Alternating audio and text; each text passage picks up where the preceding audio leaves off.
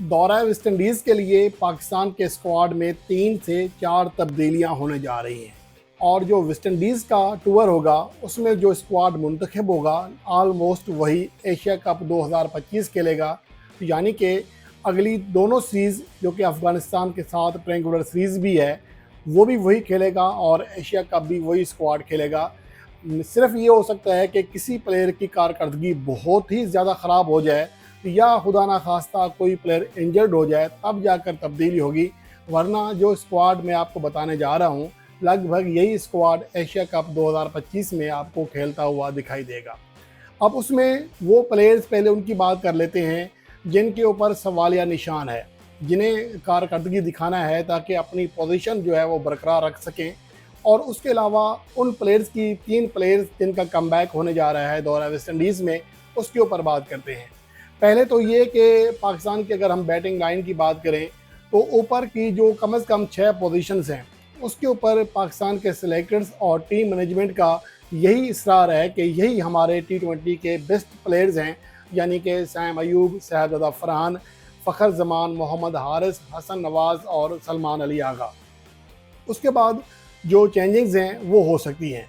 उसमें बैटिंग में एक तो इरफान खान नियाज़ी को ऑलरेडी ड्रॉप कर दिया गया, उसके कमबैक करने का कोई चांस नहीं है।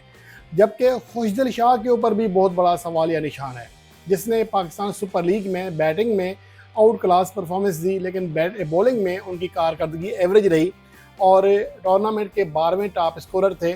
सबसे अहम बात यह है कि उन चंद प्लेयर्स में से एक थे जिन्होंने टूर्नामेंट में 15 या इससे ज़्यादा छक्के लगाए, 156 से ज़्यादा स्ट्राइक रेट था और 36 से ज़्यादा उनकी एवरेज रही। तो उनकी बैटिंग PSL में बड़ी अच्छी रही है। उसके अलावा बॉलिंग में उनकी कारकर्दगी दरमियानी रही कि बहुत ज़्यादा उन्हें मौका नहीं मिला बॉलिंग कराने का और मजमूई तौर पर 27 ओवर्स कराए, 7 विकेट हासिल की, 34 की एवरेज, लेकिन 9 रन फ़ी ओवर से ज़्यादा इकनॉमी रेट से रन दिए। लेकिन अगर T20 इंटरनेशनल मैचेस की बात करें तो खुशदिल शाह अभी तक खुद को प्रूफ नहीं कर सके। मजमूई तौर पर जो 29 इनिंग्स खेले हैं उनमें 106 उनका स्ट्राइक रेट है और 17 की एवरेज है, जो कि बहुत ही कम एवरेज है। 36 उनका बेस्ट स्कोर है।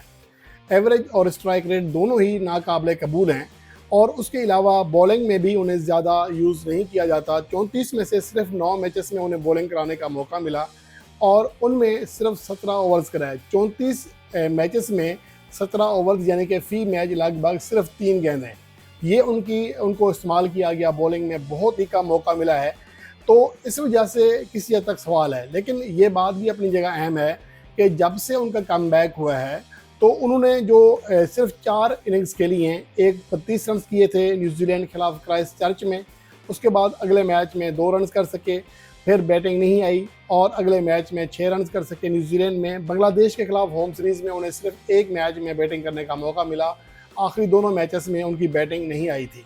और अगर बॉलिंग की बात करें तो कमबैक के बाद सिर्फ 2 ऐसे मैचेस हैं जिनमें उनसे एक से ज़्यादा ओवर कराया गया, हत्ता कि 2 मैचेस में उन्हें बॉलिंग तक नहीं दी गई है। तो ओवरऑल खुशदिल शाह का ज़्यादा यूज़ नहीं किया गया बॉलिंग में, जबकि बैटिंग में जो उनका नंबर आता है यहाँ पर एवरेज तो कम हो सकती है, काबिल कबूल हो सकती है, 50 ना होना भी काबिल कबूल हो सकती है, लेकिन स्ट्राइक रेट जो है उनका बहुत कम है 106 का। यहाँ उन्हें अप्रूव करना है। दौरा बांग्लादेश उनके कैरियर के लिए बहुत ही अहम है क्योंकि इसकी बुनियाद पर उनकी टीम में रहने का जो है फ़ैसला होगा। वैसे ज़्यादा इम्कान यही है कि खुशदिल शाह टीम में बरकरार रहेंगे।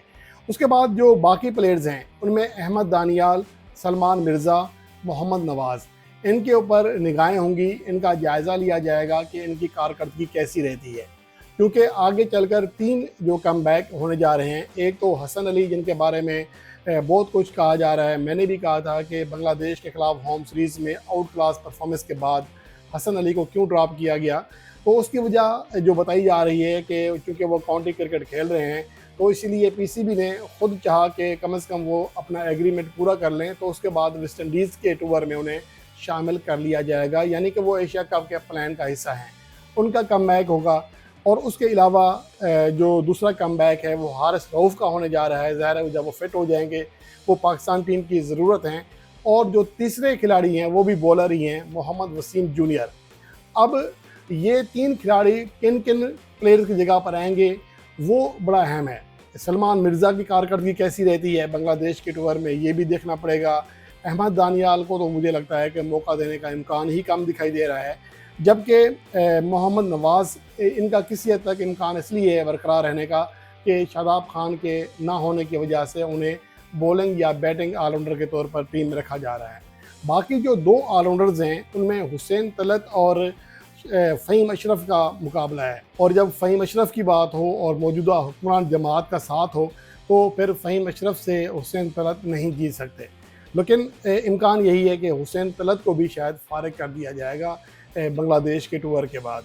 तो मजमूई तौर पर 3 मेजर चेंजिंग्स हैं जिसमें सलमान मिर्ज़ा के ऊपर बात होगी, शायद वो जगह बरकरार रख सकें लेकिन इम्कान कम है। उसके अलावा अहमद दानियाल ड्रॉप होंगे, हुसैन तलत ड्रॉप होंगे। अलबत्ता खुशदिल शाह के ऊपर किसी हद तक देखा जाएगा या मज़ीद चांस लिया जा सकता है। अगर उन्होंने कारकर्दगी दिखा दी फिर तो उनकी जगह पक्की है, वरना उनके ऊपर सवालिया निशान है। लेकिन ये नहीं मैं कह रहा कि उनको ड्रॉप किया जाएगा। जो कमबैक करेंगे उनमें हसन अली हैं, हारिस रऊफ़ हैं और उसके साथ साथ मोहम्मद वसीम जूनियर हैं। अगर मोहम्मद वसीम जूनियर की फ़िटनेस या फॉर्म उस लेवल की ना हुई तो फिर शायद नसीम शाह को मौका दिया जा सकता है।